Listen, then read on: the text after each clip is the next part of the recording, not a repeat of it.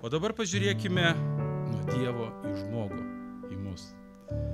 Viešpats nori, kad mes, žmonės, būtume jam ištikimi arba patikimi. Ir apie tai mes galime matyti pavyzdžius. Jeigu skaitytume raštą, tenai mes rastume apie patikimus žmonės, kur apaštalas Paulius rašo Onesimas, sako, štai ištikimas vyras. Jis kalba apie Timotiejų kaip apie ištikimą sūnų. Ir jis kalba apie Epafrą, ištikimas vyras. Tai yra pavyzdžiai iš Naujojo Testamento. Galatams laiškas 5:22. Kalba apie dvasios vaisių. Mumise turėtų pasireikšti, jeigu mes esam tikintis ir jeigu dar ilgiau esam tikintis daug metų, turėtų pasireikšti dvasios vaisius. Ir vienas iš dvasios vaisių yra kas? Ištikimybė. Šiandien kalbam apie ištikimybę, ar ne? Žiūrėkime, bet dvasios vaisiai yra meilė, džiaugsmas, ramybė, kantrybė, malonumas, gerumas, ištikimybė.